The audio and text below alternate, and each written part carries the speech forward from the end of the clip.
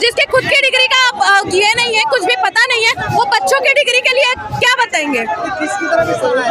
ये बिल्कुल बीजेपी की तरफ इशारा है और ये जो लड़ाई, ये जो जंग चल रही है, ये बिल्कुल बीजेपी के खिलाफ चल रही है। इस पर में जितने भी पेपर लीक हो रहे हैं उस सारी चीजों को रोका जाए। और सबसे पहली बात तो एजुकेशन मिनिस्टर को इस्तीफा दिए, क्योंकि देखिए सबसे पहली बात तो अगर देश के अंदर इस तरीके से ऐसे अगर नेता बैठेंगे, एजुकेशन मिनिस्टर्स बैठेंगे जो खुद अनपढ़ हो, जिनकी खुद की डिग्री फर्जी हो, जिनके पास खुद की डिग्री ना हो, और ऐसे अगर हम मिनिस्टर्स को बिठाते हैं तो उनको तो ये बच्चों के दुख दर्द का तो अंदाजा होगा नहीं। जिसके खुद की डिग्री का पता नहीं है, अता पता नहीं है, आप वो तो खुद बेहतर जानते हो सर कि हम लोग किसके बारे में बात कर रहे हैं।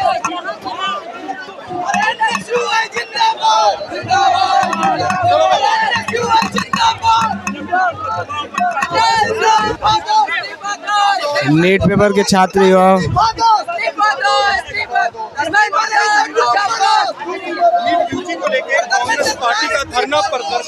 ये रहा धरना प्रदर्शन जारी है। इस समय जंतर मंतर हम पहुंच गए। इधर तेलंगाना से 50 लोग आए इधर। अच्छा। तो क्या मांगे आपकी?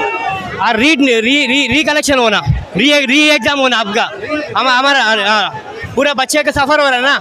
आप कितना बच्चे को 400 पूरा का री कलेक्शन होना, पूरा री एग्जाम होना कहते क्या काम कर नहीं आ रहा ना। पूरा फेलियर सरकार है, वो बीजेपी का फेलियर गवर्नमेंट है।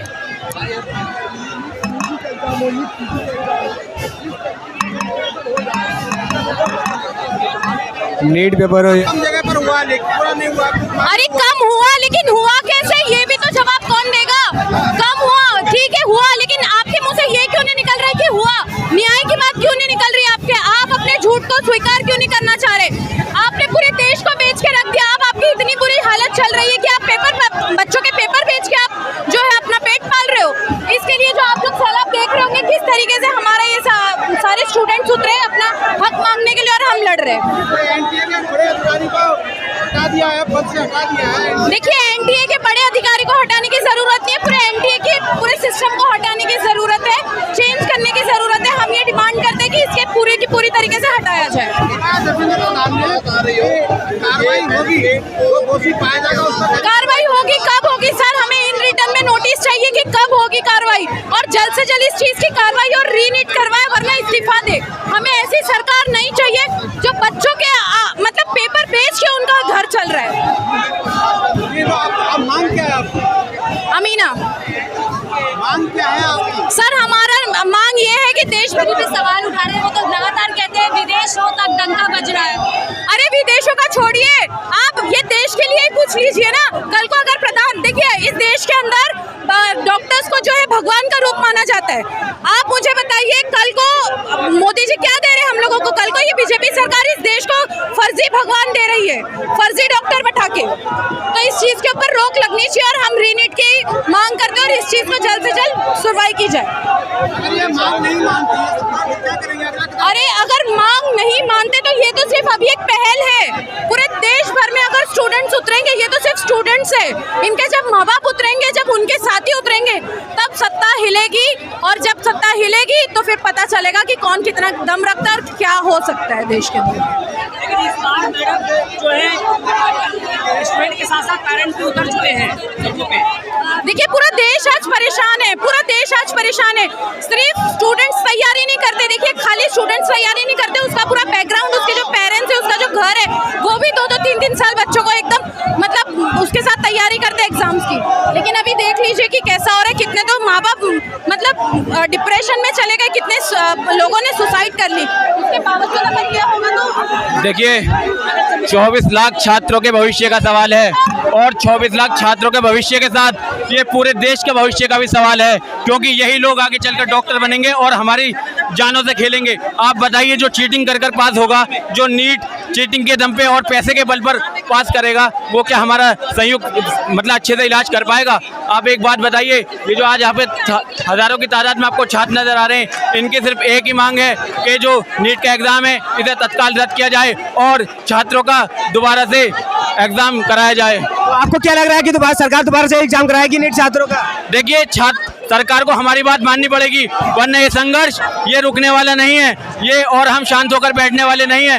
ये आवाज़ हम ऐसे ही इसी तरीके से मुखर होकर उठाते रहेंगे और इसी तरीके से चक्का जाम करते रहेंगे। हमारे राष्ट्रीय अध्यक्ष वरुण चौधरी जी और हमारी पूरी टीम हमने ये आह्वान किया है कि हम जब तक हार नहीं मानने वाले, जब तक नीट का एग्ज़ाम रद्द ना हो जाए। चलो ठीक है।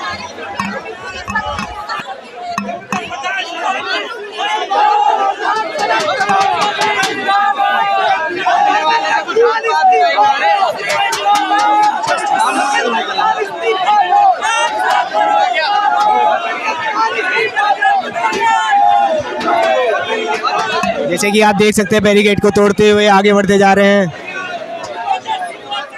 देख रहे हैं युवाओं का प्रदर्शन जारी है। आपको क्या लग रहा है इस प्रदर्शन से आपका तो पेपर दोबारा से कराया जाएगा? ये बहरों की सरकार है, इसे इन बहरों के कान में धमाके की जरूरत है और ये धमाके की शुरुआत है। यस, ये धमाके की शुरुआत है। अभी हमारे वरुण चौधरी भैया ने अनाउंस किया कि जो प्रेसिडेंट उन्होंने क्या कहा,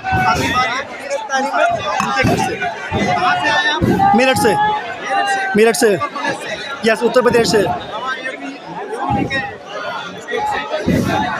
नहीं, ये योगी जी की मामा की स्टेट नहीं है, ये हमारा देश है। इसे बंटवारे में बीजेपी की सरकार की तरह मत बांटिए।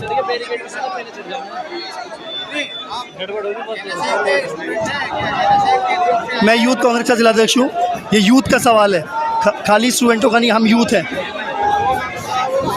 एजुकेशन हमारा हक है, यूथ का हक। क्या आपको लग रहा है कि इस प्रदर्शन से सरकार आपका सवाल मानने वाली है? मानना पड़ेगा, इस सरकार को मानना पड़ेगा।